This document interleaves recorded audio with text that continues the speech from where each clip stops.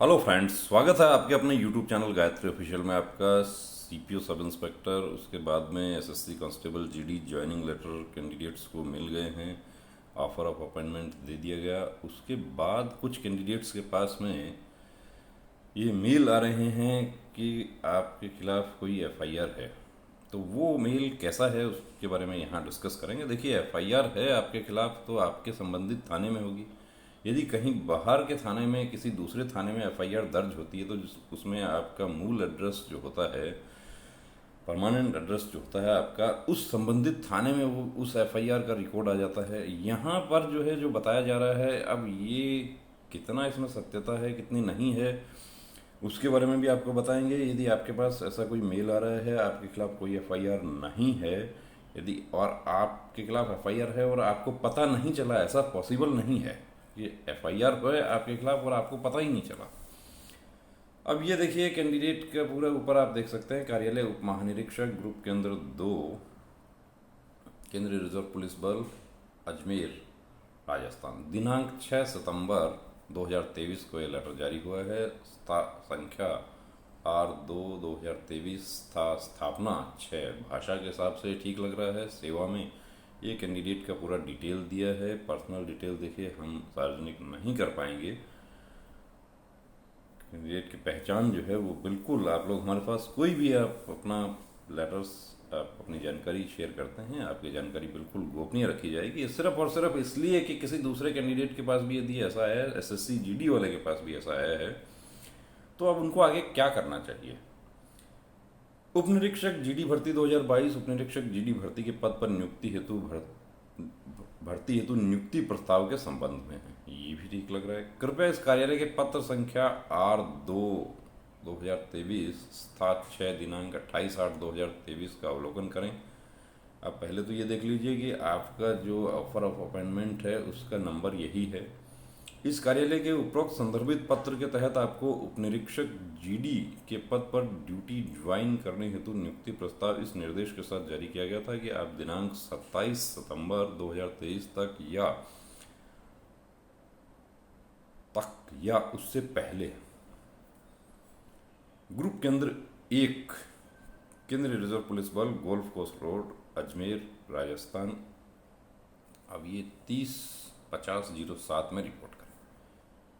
ये अब grammatical mistake पर हम नहीं जाएंगे या टाइपिंग मिस्टेक जो होता है उस पर भी नहीं जाएंगे, लेकिन अब आपको 27 तक या 27 या उससे पहले रिपोर्ट करने के लिए कहा गया था या नहीं कहा गया था, वो चेक कर लीजिए।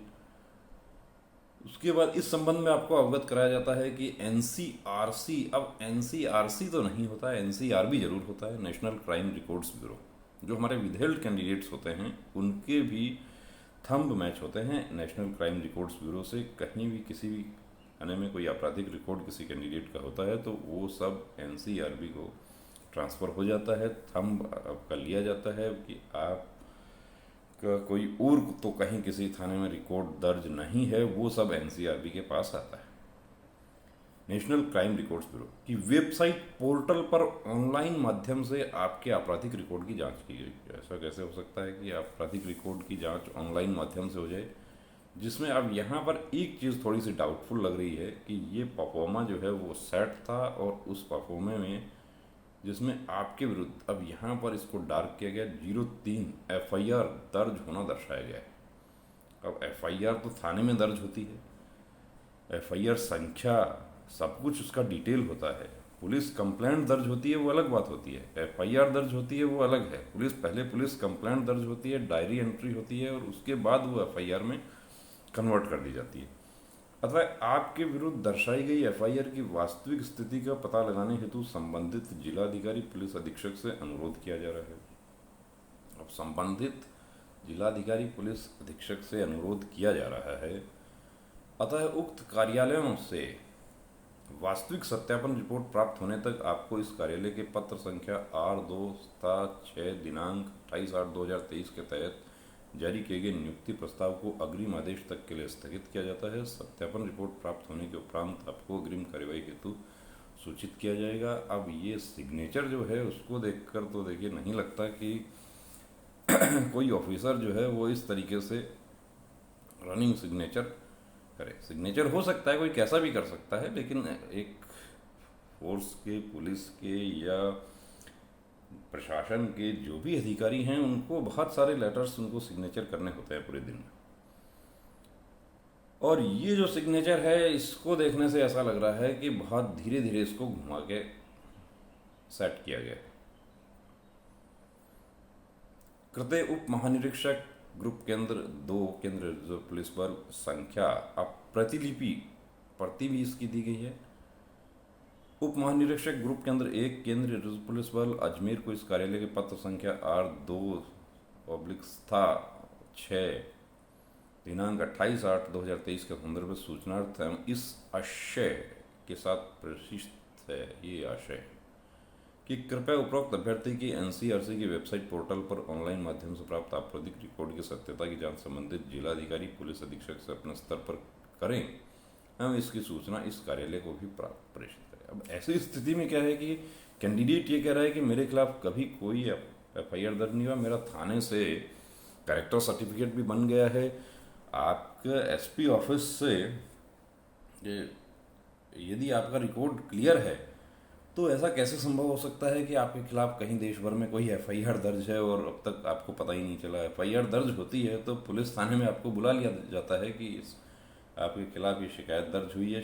एफआईआर तो छोड़िए, शिकायत पर आपको बुला लिया जाता है। तो ये लेटर जो है इसमें देखिए संशय लग रहा है कि इस तरीके से एनसीआरसी, अब यहाँ पर भी एनसीआरसी, अब एनसीआरसी की क्या वेबसाइट है, एनसीआरसी भी चलिए हम चेक कर लेते हैं, इसी में आपको दिखा देते हैं एनसीआरसी क्या है।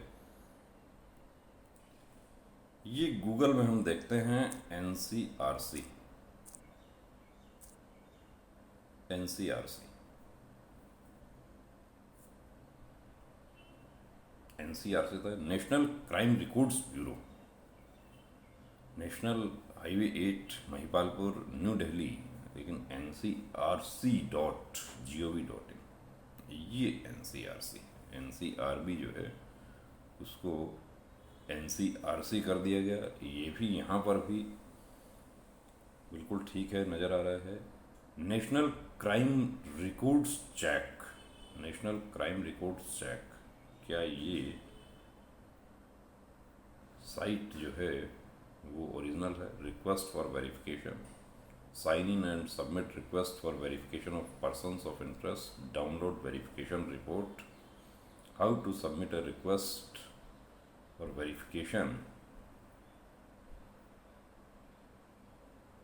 National crime records bureau. लेकिन ये देखिए ये एनसीआरसी, इसमें भी मुझे थोड़ा डाउट लग रहा है। एनसीआरसी, ये एड्रेस तो महिपालपुर का है, एनसीआरबी का है बिल्कुल। काफ़ी कैंडिडेट्स जो हैं बड़ा परेशान हैं इसको लेकर कि ये कैसे हो गया। नेशनल क्राइम रिकॉर्ड्स ब्यूरो का ये सही है एड्रेस, और ये नंबर जो है, इस नंबरों पे आपको कोई जानकारी इसके संबंध में नहीं मिल पाएगी। यदि ऐसा कोई आपके पास आता है ncrc.gov.in, लेकिन एनसीआरसी कैसे हुआ, एनसीआरबी होना चाहिए। चलिए एनसीआरबी चेक करके देखते हैं।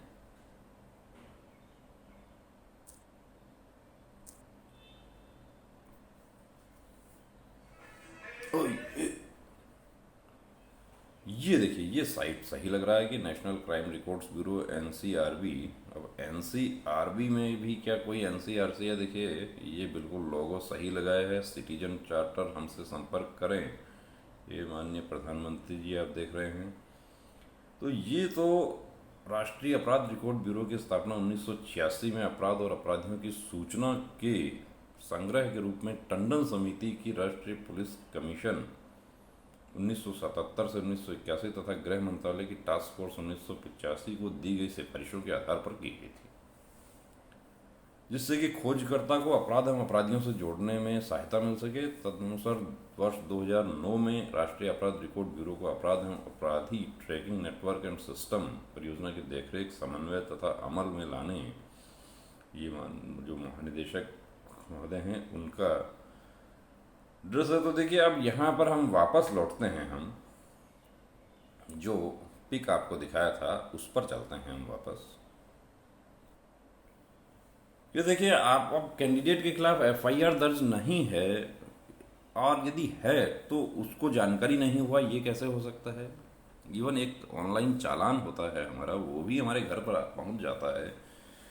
तो ऐसा तो संभव नहीं हो सकता कि एफआईआर दर्ज हो जाए, और किन धाराओं में एफआईआर दर्ज हुई है, कोई अपराध किया है नहीं किया है। यदि ऐसा कुछ आपके पास भी आता है तो घबराने की जरूरत नहीं है।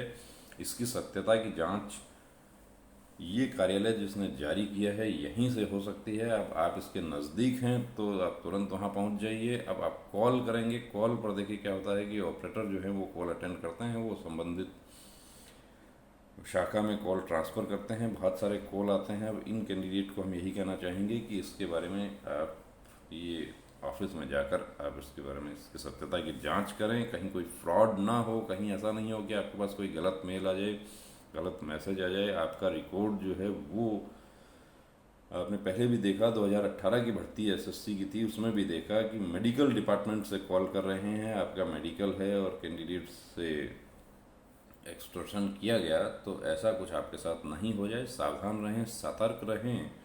और आपके खिलाफ एफआईआर नहीं है तो 1% भी आपको घबराने की जरूरत नहीं है। इस तरह के लेटर्स की सत्यता की जांच के लिए आपको यहाँ ऑफिस जो एड्रेस जहाँ दिया हुआ है उसमें आपको जल्द से जल्द संपर्क करना चाहिए। तो बने रहिए दोस्तों चैनल के साथ। जय हिंद।